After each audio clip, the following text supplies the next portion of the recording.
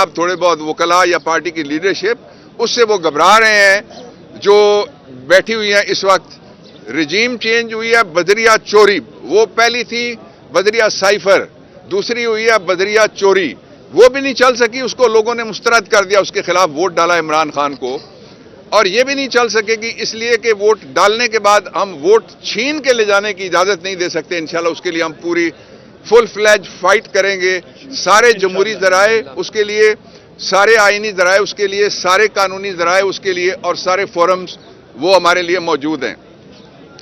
جو اس وقت صورت ہے وہ یہ ہے کہ ایک صوبے میں جو مینڈیٹ ہے لوگوں کا پنجاب کے اندر, اس مینڈیٹ میں جو اپنی سیٹ خاتون ہار گئی ہے, اس خاتون کو ایک گفٹ ملا ہے کہ جی آپ چیف منسٹر ہیں, اور جو اس کا ابا ہے وہ شکست تسلیم کر کے اس نے وزارت عظمیٰ کے لیے پیپر ہی نہیں داخل کیے. تو اس لیے میں کہنا چاہتا ہوں کہ مریم آپ شکست تسلیم کریں, ابا کو حوصلہ دیں, شکست تسلیم کرے, چاچا کو حوصلہ دیں اور مشورہ لیں کہ شکست تسلیم کرے. آپ کو تو میں نہیں کہتا کچھ بھی, آپ خاتون ہیں, یہ تھوڑی سی تو حیا کریں, کوئی تھوڑی سی تو یہ شرم کریں, تھوڑی سی تو یہ غیرت کریں. آپ کو یاد ہے کہ یہ جب پاناما کیس آیا تھا جب یہ فوراً مٹھائیاں بانٹتے تھے, اس دفعہ پشور دے چکار مٹھائی لے انتظار کرتے بیٹھے رہ گئے, کوئی نہیں گیا انہوں نے دکانیں, اس لیے کہ ان کو پتہ ہے یہ شکست خوردہ عناصر ہے, ان کو پتہ ہے کہ یہ ہارا ہوا لشکر ہے. تو ہارا ہوا لشکر اس کے ہاتھ میں پاکستان کی تقدیر نہیں دی جا سکتی.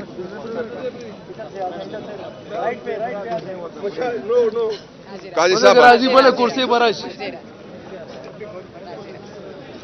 قاضی انور صاحب کا میں نے ذکر کیا تھا, ابھی وہ آ گئے, وہ خود آپ سے بات کریں گے.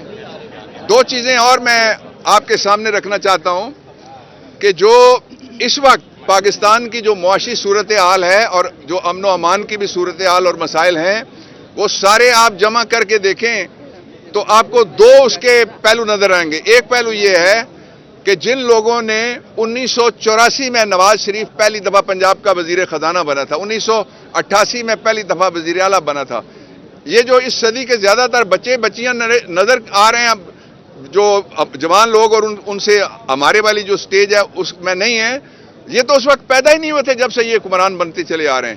تو ان کے ذریعے یہ تھے جن کو کہا جا رہا تھا کہ یہ لائیں گے تبدیلی, یہ تھے جو کہتے تھے معیشت ہم اٹھائیں گے, یہ تھے جو کہتے تھے ہم پاکستان کو سنبھالیں گے. یہ تھا رجیم چینج کا ازل مقصد کہ ان چوروں کو پہلے ان کے کیسز ختم کرواؤ, پھر ان چوروں کو ڈکیتی کے ذریعے سے عہدوں پر بٹھاؤ, اور پھر ان چوروں کو پاکستان کی تقدیر کے ساتھ وہی کھلواڑ جاری رکھنے کی اجازت دو جو مارشل لاء کے دور میں 1984 میں جنرل جیلانی کے ذریعے جس کا آغاز ہوا تھا اور جنرل ضیاء کا اس وقت دور تھا. آخری بات جو میں کہنا چاہتا ہوں وہ یہ ہے کہ پاکستان میں صورتحال صرف اس کے دو راستے ہیں. پہلا راستہ یہ ہے کہ فوری طور پہ جو عمران خان کے خلاف جتنے جھوٹے مقدمات اور فرضی FIR ہیں وہ ختم کی جائیں, اور دوسرا راستہ یہ ہے کہ عمران خان کو پورے پاکستان نے مینڈیٹ دیا ہے. عمران خان کا مینڈیٹ چوری ڈکیتی, چوری چکاری اور چوری کسی اور طرح سے بھی کریں, آپ اس کے ذریعے سے آپ چھین نہیں سکتے. عمران خان آئے گا, وہ سنبھالا دے سکتا ہے. ساری دنیا میں کسی نے آپ کو لفٹ ہی نہیں کرائی. دنیا کے اداروں نے کہا کہ اس کا فرنزک آڈٹ ہونا چاہیے, جو فارم 45 ہے اور جو فارم 47 کا جو قصہ ہے, اس کا فرنزک آڈٹ ہونا چاہیے. ہم اس کے لیے بھی اسلام آباد کے اندر ایک کراچی کی سیٹ ہے PS 119, سعید ہمارے وہاں سے MP الیکٹ ہوئے ہیں.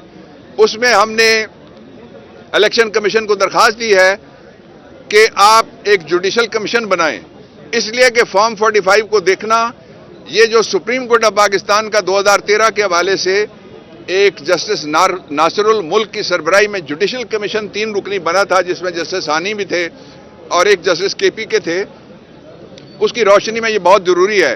اور اگر وہ الیکشن کمیشن ایسا نہیں کرتا, اپنے فرائض پورا نہیں کرتا, تو پھر پاکستان تحریک انصاف کا یہ مطالبہ درست ہے کہ ان کو سٹیپ ڈاؤن کرنا چاہیے, ان کو مستعفی ہو جانا چاہیے. میں چاہتا ہوں کہ قاضی صاحب بھی آپ سے بات کریں. قاضی انور صاحب. عالم سواتی صاحب بیٹھے, میں ان کی موجودگی میں اعظم صاحب پہلے وہ بات کریں. نہیں آپ پہلے بات کریں. بسم اللہ الرحمن الرحیم. میں نے کل بھی یہ کہا تھا اور آج بھی یہ کہتا ہوں کہ ریاست اتنی کمزور ہو چکی ہے کہ پاکستان کے نہیں بلکہ دنیا کے نامور ڈاکوؤں کو ہم پہ مسلط کیا جا رہا ہے عوام کی خواہشات کے خلاف. اور میں اپنے مقتدر اداروں کو کہنا چاہتا ہوں کہ بغیر عمران خان کی رہنمائی کے یہ ملک نہیں چل سکتا. ہم نے بدلہ چھوڑ دیا ہے. ہم اتفاق سے، محبت سے، اعتماد سے اداروں کو تقویت دینا چاہتے ہیں اور اس کا سرخیل عمران خان ہے.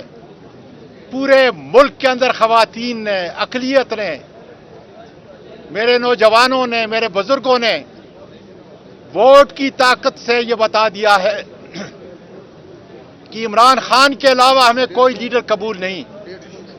اس کی اہلیہ پہ جو ظلم کیے جا رہے ہیں، مجھ پر، میری فیملی پہ جو ظلم کیا جا رہا ہے، اس کا حساب کتاب عدالتی نظام کے،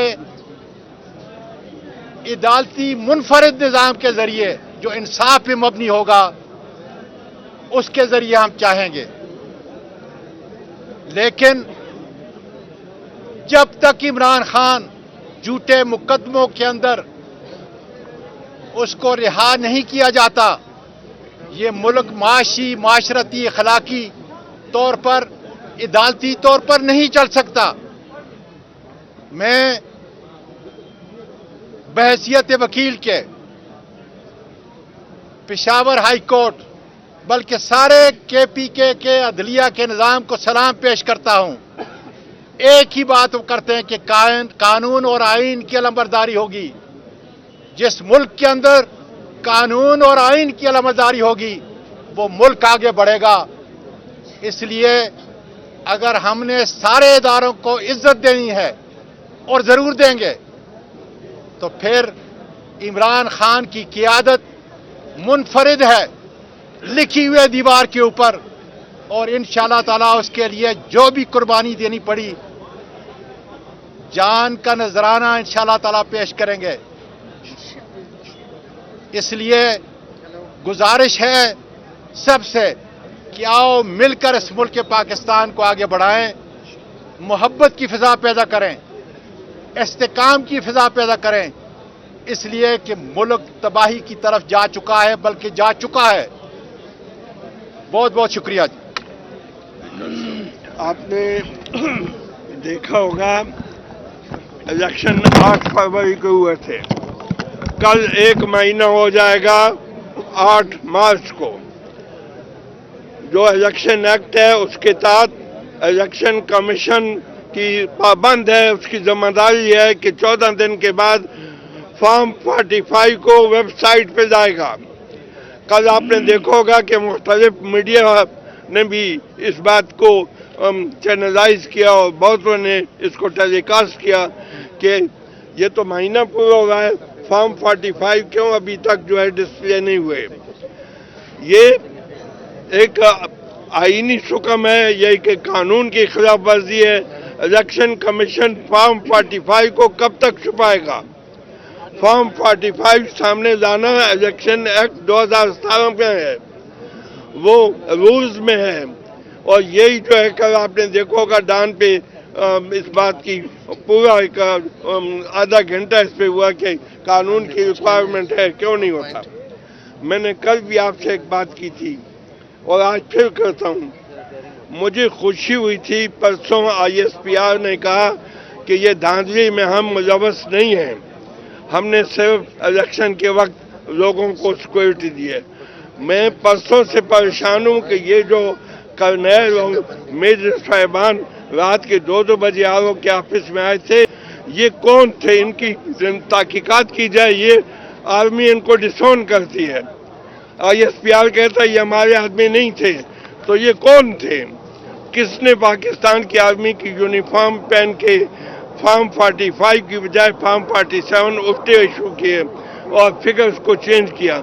یہ کوئی دشمن ملک کا کوئی ایجنٹ ہیں جنہوں نے پاکستان کی آرمی کی یونیفارم پہن کے ہماری فوج کو بدنام کیا. تو فوج کو اس کا پتہ کرنا چاہیے کون ہیں. یہ انڈیا کے ایجنٹ ہیں، یہ یہاں پہ کوئی فراڈیے ہیں، ان کا پتہ کریں. جہاں تک کیس کا تعلق ہے، بابر رحمان صاحب آپ سے بات کر چکے ہیں. یہ ہمارا حق بنتا ہے، یہ ہماری سیٹیں مائنارٹی کی اور وومن کی، ان کی بندر وانٹ نہ قانون اجازت دیتا ہے نہ آئین اجازت دیتا ہے. اس لیے ہم پشاور ہائی کورٹ میں، جس کی اپنی روایات ہیں، پشاور ہائی کورٹ کی یہ روایات ہیں کہ یہ ہمیشہ آئین کی بالادستی اور قانون کی حکمرانی کے مطابق فیصلہ کرتا ہے.